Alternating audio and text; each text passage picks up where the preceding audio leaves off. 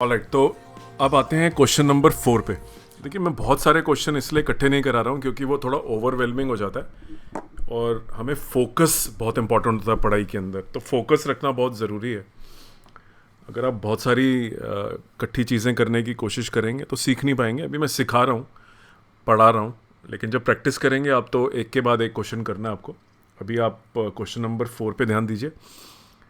Question number 4 जो है, basically आप ध्यान से पढ़िए। दो को प्लेनर सर्कुलर लूप हैं पी और क्यू, और उनके जो रेडियस की रेशो है 2:3 है। तो मान लीजिए एक 2 मीटर का है, दूसरा 3 मीटर का हो गया, रेशो है। और जो लूप क्यू है, माने सेकेंड लूप जो है, वो 9 एम्पियर का करंट एंटी क्लॉकवाइज डायरेक्शन में लेके जा रहा है। और आपको पता चलता है कि जो सेंटर है दोनों ही लूप्स का, वहाँ पे कुछ मैग्नेटिक फील्ड आ ही नहीं रहा है। There is no magnetic field, right. तो इसका मतलब है पी और क्यू जो हैं, उनके जो मैग्नेटिक फील्ड हैं वो एक दूसरे को कैंसिल कर रहे हैं। यहाँ भी कैंसलेशन आ गई। अब देखिए, फिजिक्स में रिपीटेटिवली कैंसलेशन बहुत सारी है। और इसका मतलब है कि जो ऑब्वियस है कि जो दूसरा लूप है पी, उसकी जो करंट की डायरेक्शन है वो क्लॉकवाइज होगी।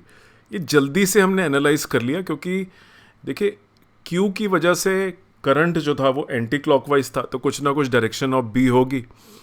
और नेट मैग्नेटिक फील्ड ज़ीरो आ रहा है, और नेट मैग्नेटिक फील्ड को प्लेनर लूप्स में सेंटर पे दोनों की वजह से होगा। तो जो अंदर वाला लूप है उसकी वजह से भी कुछ मैग्नेटिक फील्ड होना चाहिए, लेकिन सेंटर पे तो ज़ीरो आ रहा है। इसका मतलब जो अंदर वाला लूप है उसका मैग्नेटिक फील्ड बिल्कुल उल्टा है, और उल्टा होने के लिए उसके करंट को उल्टा होना पड़ेगा। तो इसीलिए मैंने क्लॉकवाइज बोला कि पी का जो करंट है वो क्लॉकवाइज है। तो इससे ये तो हमें मालूम चल गया कि चॉइस नंबर 3 एंड 4 जो हैं, सॉरी 3, चॉइस नंबर 3 बिल्कुल गलत है, क्योंकि एंटी क्लॉकवाइज अगर होता पी का करंट तो वो दोनों जुड़ जाते, राइट। तो पी और क्यू दोनों एक दूसरे के एंटी हैं और कैंसल कर रहे हैं एक दूसरे को, इसलिए इनकी करंट की डायरेक्शन उल्टी होनी ज़रूरी है। आइए अब फिगर की मदद से हम समझ लेते हैं थोड़े कॉन्सेप्ट लूप के बारे में, और मैं लूप के बारे में आपको थोड़ा समझा देता हूँ। देखिए, करंट कैरिंग लूप बहुत इंपॉर्टेंट कॉन्सेप्ट है। इस न्यूमेरिकल के अंदर अगर आप ध्यान से देखें तो अगर मैं लूप को देखिए इस तरह से बनाता हूँ, राइट, ये मैं लूप बनाता हूँ, और ये मैं अगर देखिए, मैं जनरली जेड एक्सिस को ऐसे दिखाता हूँ, और अपना जो मेरा जेड एक्सिस है वो यहाँ हो गया, ये मेरा ओरिजिन हो गया। और देखिए, ये प्रेफरेबली मैं वाई और एक्स कुछ भी दिखा सकता हूँ, और ये मैं एक्स दिखा देता हूँ। ये मेरी चॉइस है। कई लोग यहाँ पे एक्स दिखा देते हैं, मैं वाई दिखा रहा हूँ। मान लीजिए इसके अंदर करंट एंटी क्लॉकवाइज है। अब देखिए, आपकी घड़ी होगी घर के अंदर, अगर आप इस डायरेक्शन से देख रहे हैं तो देखिए आपका जो एंटी क्लॉकवाइज है वो कुछ इस तरह से होगा। घड़ी अगर आप इधर से देखेंगे, राइट, तो ये घड़ी आपकी देखिए यहाँ 12 बज रहे हैं, और यहाँ पे अब आपके 3 बजते हैं, 6 बजते हैं। तो क्लॉकवाइज मूवमेंट तो इस तरह से, इसलिए मैंने ये एंटी क्लॉकवाइज बना दिया। और देखिए, करंट की डायरेक्शन जो है, जो क्यू है उसकी एंटी क्लॉकवाइज है। तो मान लीजिए ये क्यू लूप है और इसका करंट एंटी क्लॉकवाइज है, राइट, एंटी क्लॉकवाइज। और इसके अंदर जो करंट है वो 9 एम्पियर्स का है, राइट, 9 एम्पियर्स का है। और इनकी जो रेडियस है पी और क्यू की, मैं दूसरा बना लेता हूँ, और दूसरे को मैं दिखा देता हूँ कि मेरा जो दूसरा है वो मान लीजिए मैं अंदर ही बना देता हूँ। छोटा रेडियस है, 2:3 दे रखा है, तो ये छोटा ही होगा 2:3 में। ये मेरा दूसरा लूप है। मुझे मालूम है इसके अंदर करंट जो है वो it has to be clockwise. अभी हमने डिस्कशन करी है, क्योंकि मैग्नेटिक फील्ड तभी उल्टा हो सकता है। अब मैग्नेटिक फील्ड की डायरेक्शन कैसे निकालते हैं? देखिए, मैग्नेटिक फील्ड की डायरेक्शन निकालने के लिए राइट हैंड रूल का यूज़ करना है आपको। राइट हैंड रूल लगाना है आपको। तो आपको अपनी फिंगर्स लेनी है। फिंगर्स जो है करंट की डायरेक्शन में रोल कर दीजिए। तो मान लीजिए आपका करंट इस डायरेक्शन में है, तो अपनी फिंगर, जो 4 फिंगर हैं, उनको ऐसे रोल कर दीजिए। अगर आप उसको ऐसे रोल करेंगे, जैसे कि यहाँ पे रोल हो रखी है, देखिए ये रोल हो रखी है, तो अगर आप इसको बिल्कुल ऐसे रोल करेंगे तो आपका मैग्नेटिक फील्ड बाहर की तरफ आपको नज़र आएगा, टूवर्ड्स वाई एक्सिस, राइट। तो ये बी ड्यू टू क्यू हो गया बाहर की तरफ।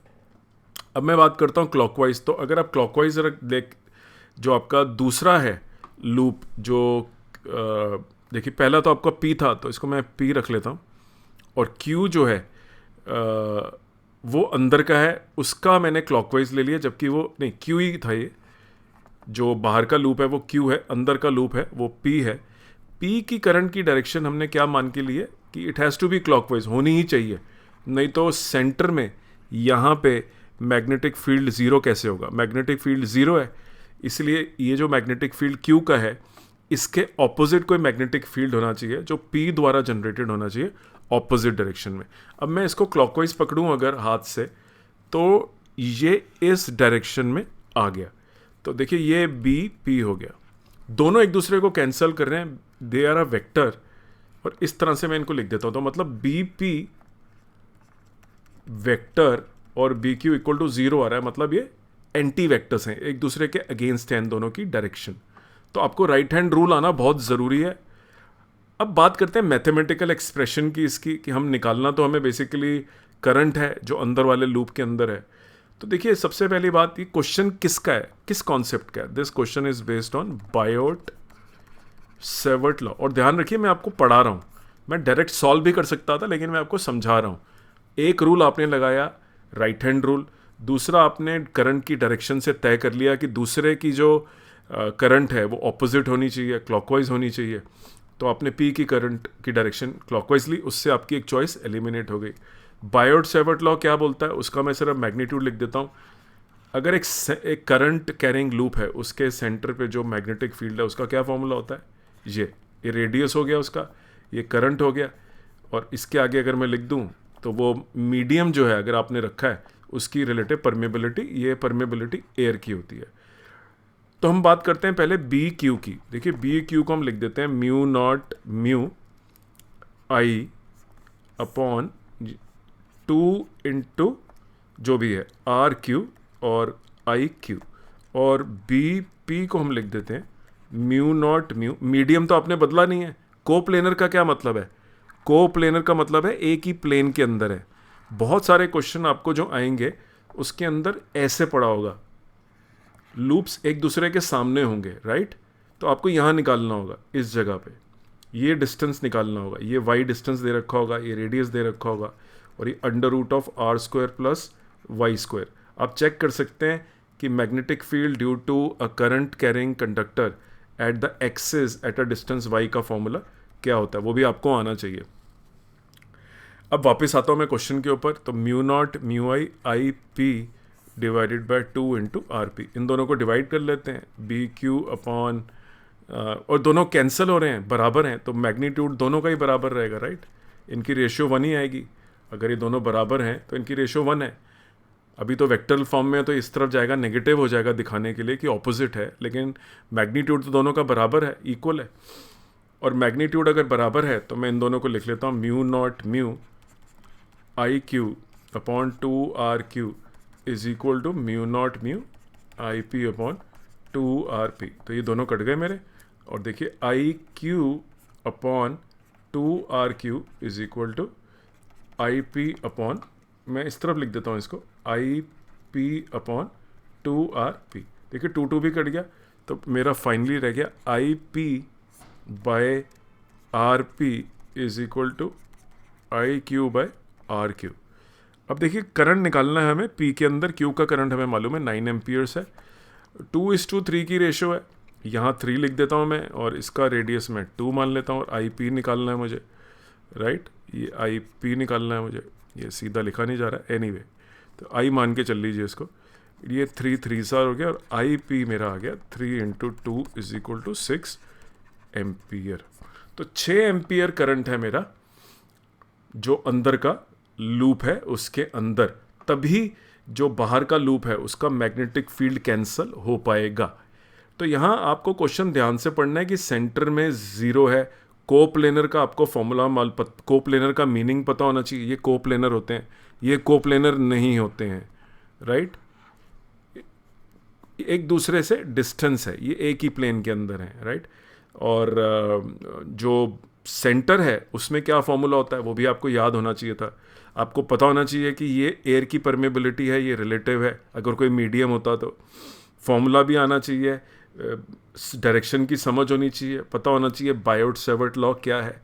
तो मेरे चैनल के ऊपर आप अगर मैग्नेटिक फील्ड्स ऑफ करंट में जाएंगे तो बहुत सारे ऐसे न्यूमेरिकल जो आपके बोर्ड एग्जाम, चाहे आप यूपी बोर्ड में, स्टेट बोर्ड में हैं, वेस्ट बंगाल बोर्ड में, हरियाणा बोर्ड में, सीबीएसई में, मेरे चैनल को सब्सक्राइब करिए, कोई भी क्वेश्चन मिस मत करिए। बहुत अच्छे अच्छे क्वेश्चन इसके अंदर सॉल्व हैं, आप उनको ध्यान से सुनिए, पहले कॉन्सेप्ट को स्ट्रॉन्ग करिए, सॉल्व क्वेश्चन भी देखते रहिए, दोनों बहुत इंपॉर्टेंट होते हैं प्रैक्टिस के लिए और कॉन्सेप्ट समझने के लिए। तो उम्मीद करता हूँ ये न्यूमेरिकल बायोट-सेवर्ट लॉ का सीबीएसई 2022-2023 का फिजिक्स का आपको समझ में आया और आप समझ पाए किस तरह से आपको बायोट-सेवर्ट लॉ का यूज़ करना है for a circular loop at the centre. 3 concept, एक ये वाला जिसके अंदर loops are separated by a distance, एक कॉन्सेप्ट एट द सेंटर, और तीसरा कॉन्सेप्ट जो आपको आना चाहिए उसको बोलते हैं magnetic field due to the dipole. माने मैग्नेट, ये जो करंट कैरिंग कंडक्टर है, ये साउथ पोल और नॉर्थ पोल होता है इसका, तो ये भी एक डाइपोल कॉन्स्टिट्यूट करता है। तो डाइपोल की वजह से कितना मैग्नेटिक फील्ड होता है, क्या अप्रॉक्सीमेशन लेंगे, ये मैं आप पे छोड़ता हूँ, आप इसके बारे में पढ़िए, बहुत इंपॉर्टेंट है। और मैं भी इसको आगे आने वाले वक्त में समझाऊंगा किस तरह से आपको अटैक करना है इस प्रॉब्लम को। मेरे चैनल को सब्सक्राइब करें, 2000 वीडियो, बहुत सारे क्वेश्चन मेरे चैनल से ही आते हैं, सब्सक्राइब करके इसको सपोर्ट करें। इसमें आप देखिए करीब 3 लाख लोग 6 कंट्रीज़ में देख रहे हैं, सब्सक्रिप्शन रेट लो है। सिर्फ मैं चाहता हूँ मुझे आप इनकरेज करते रहें और फ्री में आपको बहुत सारे सॉल्व क्वेश्चंस जो बोर्ड में, नीट में, जेई में, and if you're studying outside India also, these questions will benefit you. So do subscribe and support to my channel. ये आपके बेटरमेंट के लिए, कोई भी क्वेश्चन मिस मत करिए आप इस चैनल से। आने वाले वक्त में बहुत बढ़िया बढ़िया क्वेश्चन मैं लेके आऊँगा और आप इसको देखते रहिए और धीरे धीरे अपने कॉन्सेप्ट को डेवलप करते रहिए। अपना कीमती समय देने के लिए बहुत बहुत धन्यवाद। आपका दिन शुभ हो।